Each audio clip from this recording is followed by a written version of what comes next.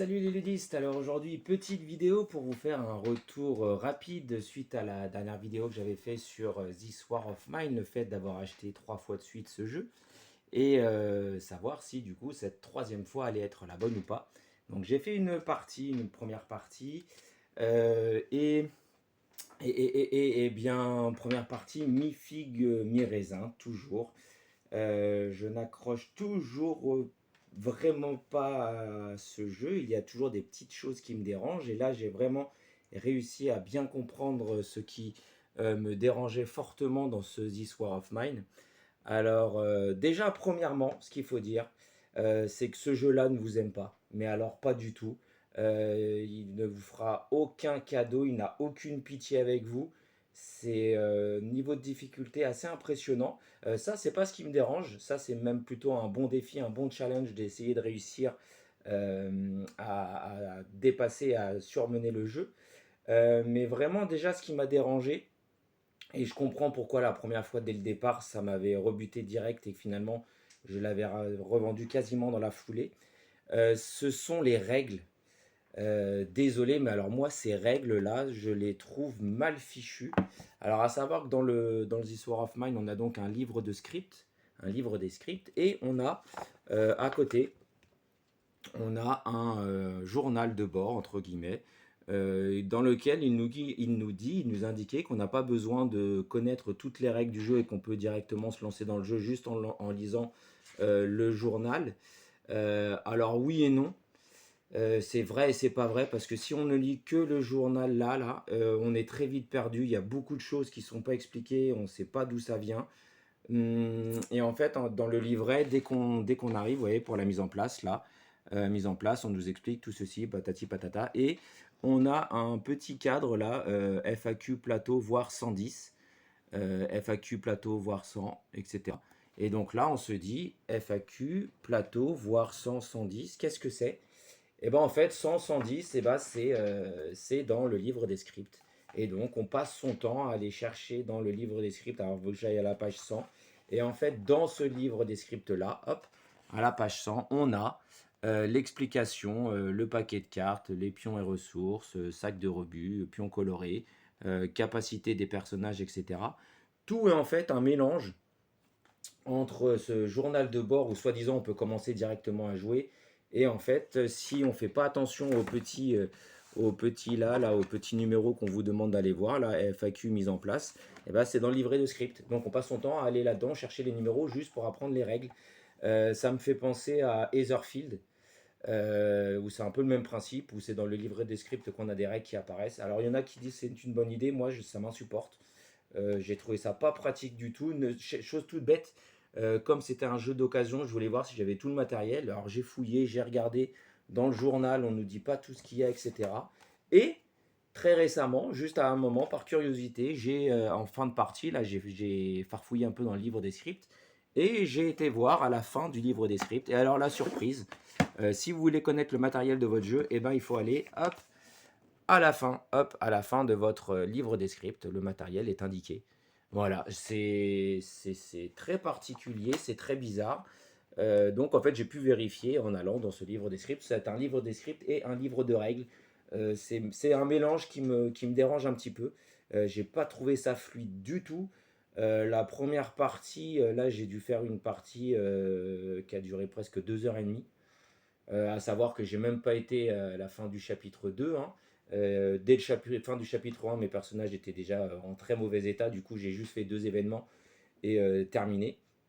Donc en fait, 2 heures et demie pour faire un chapitre et 2 événements, c'est un peu long. Alors c'est la première partie, donc j'ai pas mal tâtonné. Comme c'est pas très clair, chaque phase au départ, ça a pris une plombe pour bien comprendre comment ça se passait. Vraiment, la mise en route est délicate, compliquée.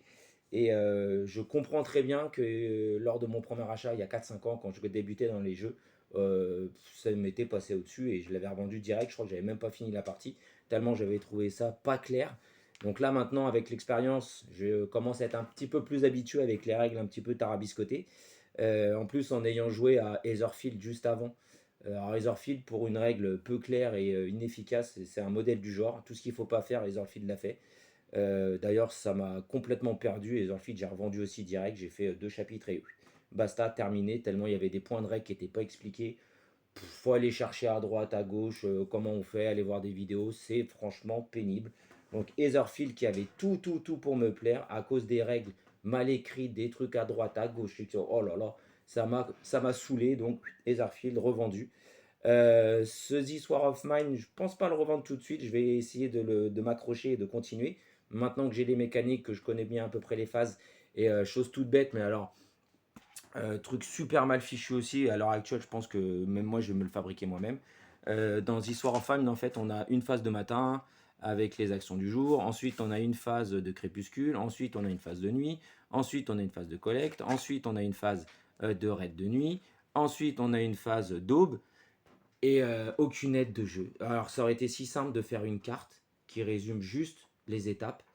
Franchement, je comprends pas qu'un jeu comme ça, il n'y ait pas une aide de jeu avec juste une petite fiche avec les 5 séquences pour savoir ce qu'il faut faire. Ce qui fait que ouais, dès qu'on oublie un détail, hop, on reprend le journal. Alors là, on est à la phase de collecte. Qu'est-ce qui se passe? Alors attention, phase d'aube.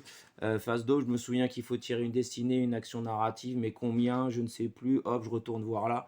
Même chose lors de la première fois, eh ben, il faut aller voir FAQ, aube, ou voir 800. Donc on prend son petit livre, hop, on prend le petit livre des scripts, on va farfouiller 800, tac tactique. Alors déjà, il faut trouver le 800. Alors on y va, hop, 800.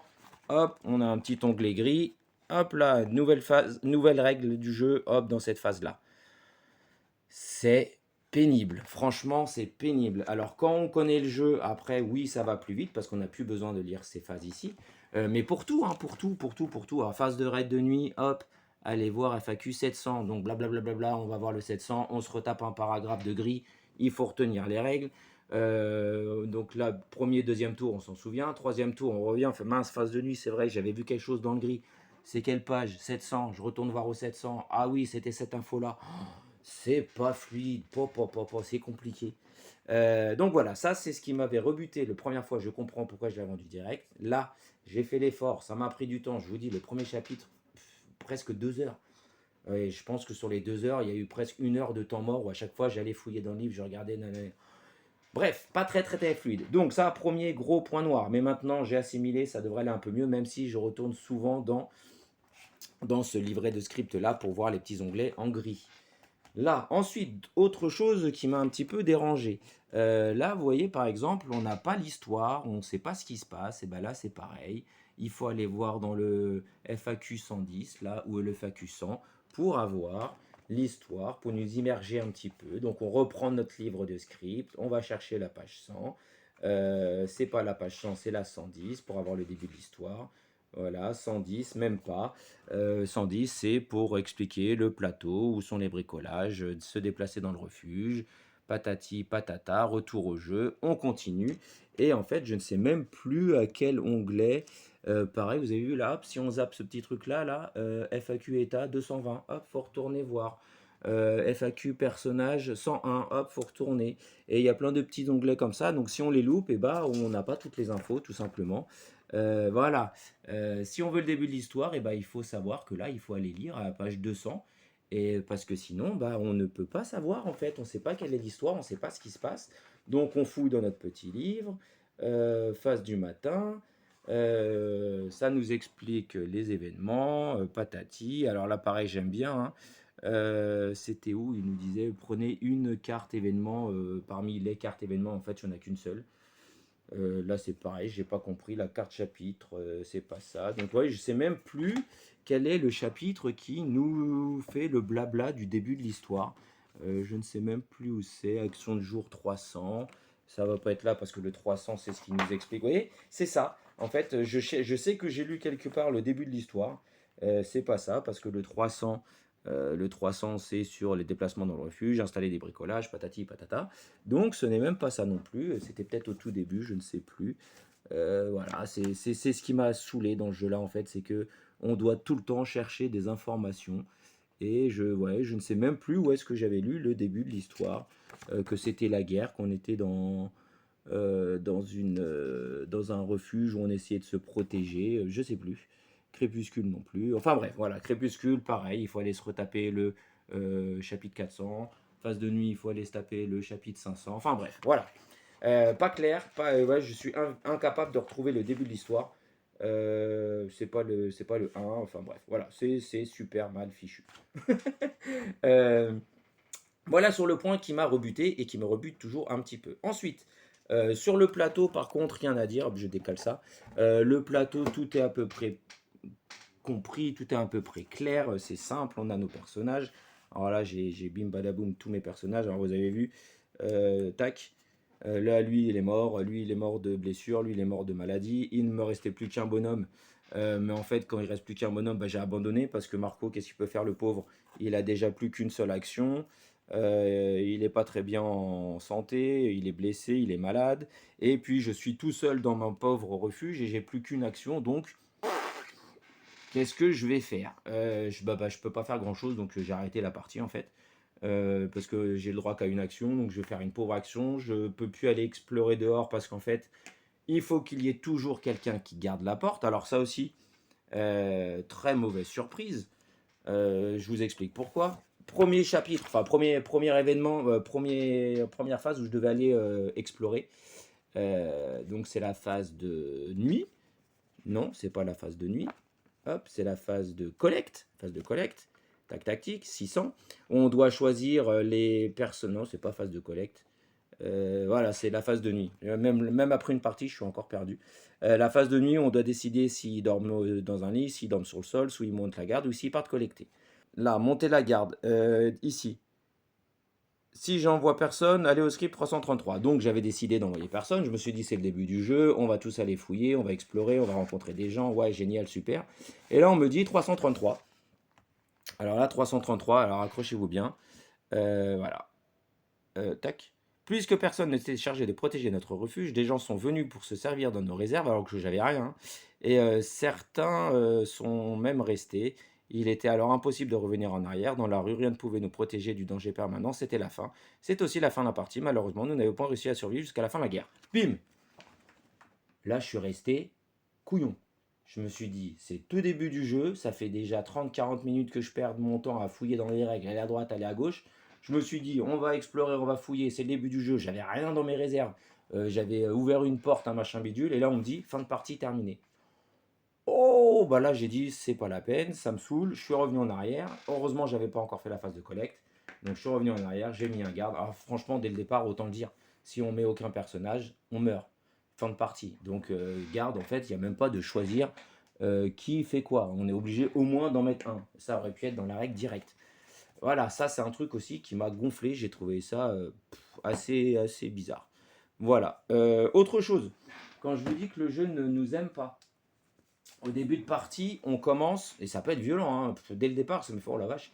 Au début de partie, on phase de jour, là, d'aube, ou je sais plus, la première phase, bref, on doit tirer une carte événement. Première carte événement de la partie que je tire.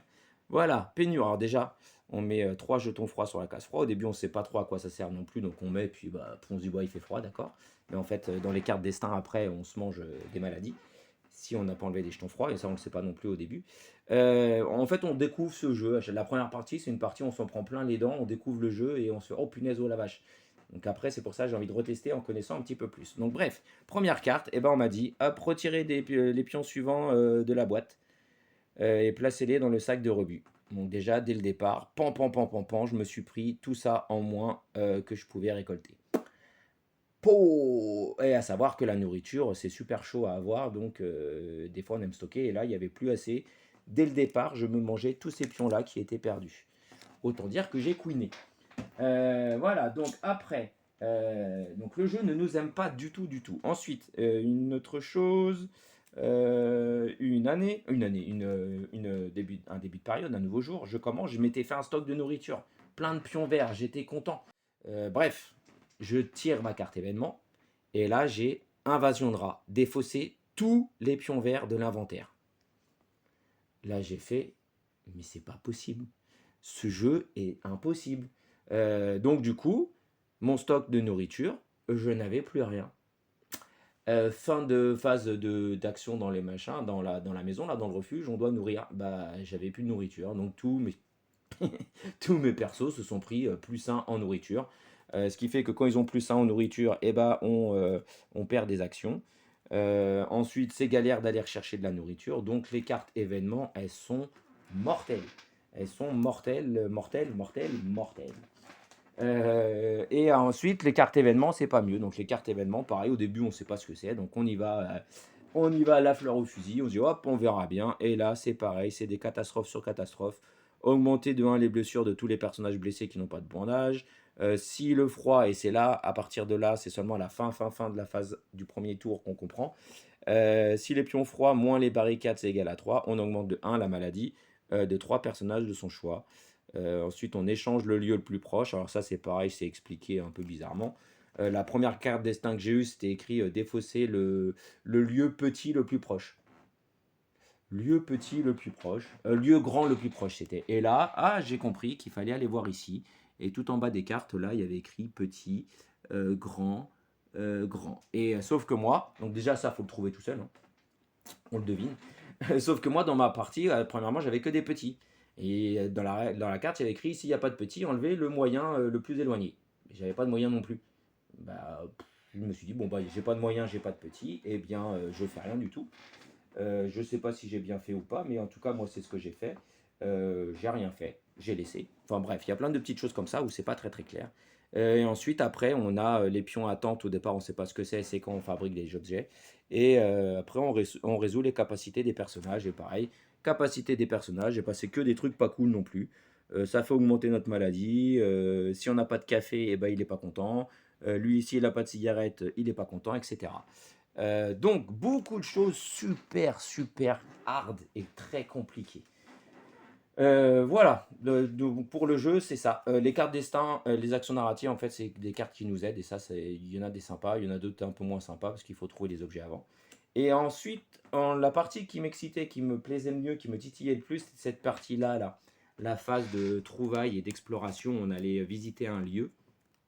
Et je pensais que là, c'est là où on allait lire, en fait, vraiment l'histoire. Et la deuxième critique qui m'a un peu déçu, c'est que sur mes 2h30 de partie, à part tout le temps que j'ai perdu à aller fouiller pour aller trouver les points de règle là-dedans, je n'ai quasiment jamais été dans le livre des scripts pour l'histoire. On m'a vendu ce jeu comme un jeu narratif, immersif, où c'était poignant, on avait des dilemmes, des situations compliquées. Franchement, sur ma partie, j'ai dû faire 3-4 phases d'exploration. J'ai dû aller lire 3 fois dans le livre. C'est un peu léger, dont une fois où je n'ai même pas compris. Alors c'est pareil, ça fait partie des choses où on doit deviner tout seul. J'avais cette carte-là, celle-là, là. Et on nous dit ici, là, appartement en ruine, on nous dit on peut renvoyer 2 cartes d'exploration pour reconnaître les environs. C'était le lieu proche, donc j'avais 14 cartes d'exploration. Je me suis dit, bon, allez, c'est cool. J'en défausse 2 et je vais en repérage. Donc je l'avais fait. On me dit d'aller à la page 601. Donc j'avais été à la page 601, donc voyez, on perd du temps à chaque fois. Je fouille, 601, 601, 601. Hop. 601, on me dit de lancer le dé. J'avais fait un résultat de 5, donc on m'avait dit 1517. Rappelez-vous, c'est pour mon action, c'était renvoyer 2 cartes exploration pour reconnaître les lieux. Donc je vais reconnaître les lieux. On me dit 1517. Donc je retourne là-dedans, hop, je fouille. Là, je suis content parce que je vais lire quelque chose qui a rapport avec l'histoire. Et là, 1517. Accrochez-vous bien. J'étais dans la rue, hein, j'allais visiter ces appartements en ruine. Je n'étais pas encore rentré dedans, j'allais explorer les environs. Et là, 1517, je commence à lire. Le landau n'est pas vide. Quel landau? Je viens juste de rentrer, j'explore les environs et on me parle d'un landau qui n'est pas vide. Ok, je continue. Le landau n'est pas vide. Quelques objets sont empilés à l'intérieur. Un hocher, un crabe rouge, patati patata. Quelqu'un a dû partir à toute vitesse. On n'avait plus besoin de tout ce matériel. Ajoutez 2 cartes exploration au paquet de l'inconnu. Waouh, ça c'est de l'immersion. Ça c'est compliqué. Non, franchement là, alors c'était le premier texte que je lisais qui devait normalement m'immerger dans l'histoire. J'étais censé explorer et faire le tour d'un appartement en ruine juste pour explorer les environs, voir un petit peu ce qu'il en était. Et on me parle d'un landau qui n'est pas vide. Ouais, bah, c'était ce que je me posais comme question. Je fais comment réussir à avoir des histoires et des paragraphes qui sont cohérents les uns avec les autres tellement et bah, c'est pas cohérent du tout. Sur la première que j'ai faite, c'est pas cohérent. Donc première grosse déception, je lis un truc qui n'a aucun sens au vu de l'action que j'étais en train de faire, hein. J'explore les environs, je suis même pas encore rentré dans le bâtiment, dans les appartements en ruine, j'explore un petit peu les alentours et on parle d'un landau qui n'est pas vide, n'est pas vide. Bref, et vous parlez d'un choix, j'ai juste 2 cartes exploration en plus. Donc voilà. Et ensuite, autre chose, normalement, en fait, les scénarios, ils ont lieu surtout quand on fait, quand on nous dit, on nous dit, je mets ici, là, par exemple, le poids de la réalité, voilà.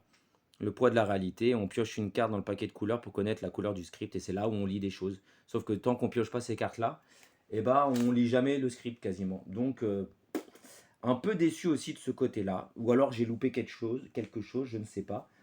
Pareil, on a un paquet de cartes habitants. Voilà. Sur ma partie de 2h30, j'ai jamais eu à piocher dedans. Donc je me doute que ça doit être bien, hein. C'est là où on a des combats, on a des vagabonds, on peut trouver des survivants pour avoir des choses. Je sais pas, je j'ai pas vu donc j'en sais rien. Je vous dis peut-être que j'ai loupé des trucs, mais en tout cas j'ai jamais eu à rencontrer des habitants. Jamais eu ça. Après, dans les trucs, dans la carte d'exploration, c'est pareil, hein, on a pour fouiller les meubles, on a des gravats. Et là, vous voyez, poids de la réalité, bah, faut tomber dessus, sinon on lit pas le script. Et on en a quand même, on en a qu'une, donc ça, tiens, trouvaille, c'était pas au bon endroit. Donc voilà, voilà. Voilà. Donc niveau immersion, bah, sur cette partie-là, j'y suis pas été du tout dedans. Pareil, un moment, à une phase, on a la phase de raid. Je me suis dit, waouh, phase de raid, ça va être top. Je me souvenais plus. En fait, on nous dit juste de piocher une carte. Et là, on pioche une carte raid. Et là, on tourne et on nous dit juste, voilà, dégâts. Bah, on se prend 6 dégâts et on se prend 2 blessures. Voilà. Côté immersif et côté réaction au combat, bah, il n'y a rien. C'est juste, bah, on croise juste les doigts qu'on se prenne pas trop de dégâts et pas trop de blessures. À savoir qu'une fois, j'ai pioché une carte qui me faisait 8 dégâts et 5 blessures. Ah bah, autant dire que mon bonhomme, il était KO. Il était mort, direct. Il s'est direct, hop, terminé. Comme j'avais jamais trouvé d'armes dans mes trouvailles, et bah, j'ai rien pu faire. Autre chose qui m'a un peu gonflé, c'est que quand on part en exploration, les 2-3 explorations que j'ai fait, j'ai réussi à ramener plein d'objets parce que lui, il avait 5 dans son sac à dos là, et je partais avec un autre qui avait 3, donc on pouvait ramener 8 kilos, 8 en poids. Donc j'avais plein de trucs. Sauf que bah, j'ai jamais réussi à faire grand chose dans le bâtiment parce que j'étais très vite limité en action. C'est-à-dire que dès qu'on est fatigué, bah, on n'a plus qu'un point d'action. Alors quand mes 3 bonhommes étaient fatigués, bah, j'avais qu'une action pour chaque bonhomme. Autant dire que je pouvais pas faire grand-chose. Voilà. Donc la première partie, plus que mitigée. J'ai aussi un paquet de visiteurs là-bas où je n'ai jamais été dedans. Je sais pas ce que c'est. Donc voilà, je vous dis, à moins que j'ai loupé des choses, je vais essayer d'en refaire une deuxième partie. Mais franchement, je suis pas convaincu. Je vais pas le revendre tout de suite. Je vais essayer d'en refaire au moins une deuxième partie pour essayer. Je vais peut-être devoir re-regarder une vidéo partie pour voir si j'ai pas loupé des choses parce que ça me paraît quand même bizarre que j'ai aussi peu de lecture dans ce livre des scripts. Mais pas convaincu, toujours pas. Il y a quelque chose, c'est pas fluide, c'est pas, c'est archi dur, mais ça me dérange pas trop. Quoique je me demande comment réussir à faire pour que nos personnages là, ils se retrouvent pas avec 50 000 étages et jetons bizarres là, ou très vite avec une seule action. Heureusement, j'avais compris qu'il fallait que je me protège avec l'eau, récupérateur d'eau, parce que pareil, en fin de tour, on doit donner de l'eau à tous nos bonhommes. Donc j'avais réussi à avoir un collecteur d'eau. J'ai très vite compris après le premier tour qu'il fallait que je me protège du froid. Donc j'avais fait un chauffage simple. Je m'étais fait un distillateur aussi pour boire de l'alcool, mais en fait l'alcool c'est bien et c'est pas bien parce que ça nous donne du mal-être. Et ça nous fait perdre des points d'action aussi. Donc bref, voilà. Retenter peut-être quelque chose. Essayez peut-être, j'espère, d'avoir des rencontres avec les habitants. Peut-être en faisant exprès d'avoir du bruit, mais encore, je sais même pas si c'est bien d'avoir des habitants ou pas, des rencontres. Les personnages, peut-être qu'on peut recruter des nouveaux, je ne sais pas, parce qu'avec 3 personnages, c'est chaud. Les visiteurs, je ne sais pas à quoi ça correspond. Donc voilà, sur ce This War of Mine. Pas une réussite, Pas une réussite totale sur cette première partie. Je retenterai sans doute. Pas certain d'être convaincu encore plus que ça. Pour moi, il y a des choses qui me bloquent et qui coincent et qui vont pas. Pour moi, hein. Mais je vous dis, peut-être que j'ai encore mal fait, tellement les règles sont peu claires et j'ai peut-être oublié des choses. Pareil aussi, petit truc dans la règle, ils nous disent, il y a plein de règles secrètes que vous allez débloquer au fur et à mesure. Ok, encore des règles où on va fouiller, on va lire là-dedans. Je vous dis exactement comme Etherfield. Des règles qui nous perdent en fait. Le jeu m'a perdu à cause des règles, à cause de fouiller dans ce satané livret de script là pour plus lire des règles en fait que l'histoire. L'histoire, je vous dis, j'ai dû lire 3 chapitres quoi, 4 chapitres et c'était pas, dont un avec cette histoire de Lando là, incohérent total, totale incohérence. Donc voilà, côté immersif, j'y suis pas trop. Pareil, ce côté raid de nuit là où on retourne juste une carte, les illustrations, c'est pas dingue non plus. Donc voilà. Je ne sais pas, je suis assez dubitatif. Je vais lui redonner une chance parce que maintenant je suis coriace et je suis têtu comme un breton que je suis. Et donc voilà, je vais retenter, mais on verra bien. Donc voilà, petit retour sur ce This War of Mine. J'ai été encore long, 30 minutes, bien trop long. Sur ce, je vous dis bonne journée, bonne soirée. N'hésitez pas à aller faire un tour sur le site, hein, toujours un petit commentaire si vous avez envie. Je ne vous force à rien. S'abonner aussi, il faut le dire apparemment, ça peut être utile. Merci aux 300 abonnés, c'est super. Moi, ça me fait super plaisir déjà d'avoir 300 personnes qui regardent les vidéos et qui me suivent. Merci à vous et je vous dis du coup à bientôt.